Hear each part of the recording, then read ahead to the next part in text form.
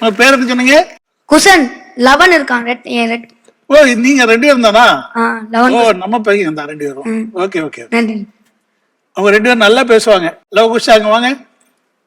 நீங்க எல்லாரும் இவங்க 2 பேரை பத்தி தெரிஞ்சிருக்கணும். இவங்க பேச ஆரம்பிச்சாங்கன்னா ரொம்ப பயங்கரமா பேசுவாங்க 2 பேரும். எந்த சப்ஜெக்ட் வேணாலும் பேச சொல்லுங்க, பேசிடுவாங்க அவங்க.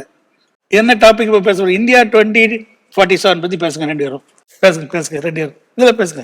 இன்னைக்கு நம்ம ஒரு முக்கியமான ஒரு விஷயத்தை சிந்திக்க போறோம். நம்ம இந்தியா ஒரு மிகப்பெரிய நாடு. இந்த உலகத்துல நிறைய நாடுகள் இருக்கின்றன.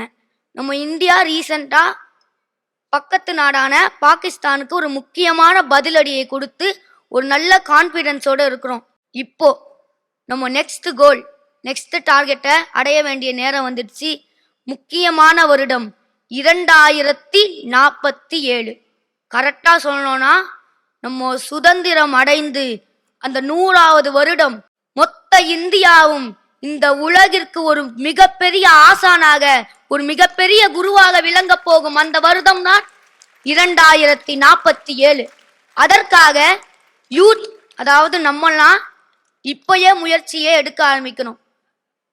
இப்போ இந்தியாவில் பல மேதைகள் வாழ்ந்தாங்க.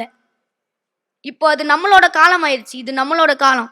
இப்போ நம்ம இனோவேஷன், புது கண்டுபிடிப்புகளால பல ஏவுகணை மட்டும் இல்ல, பல துறைகளிலும் நம்ம வர வேண்டும். சயின்டிஸ்ட் நம்ம சிவஞான பிள்ளை ஐயா ஒரு பேஸ்மெண்ட் நமக்கு கொடுத்துருக்காங்க.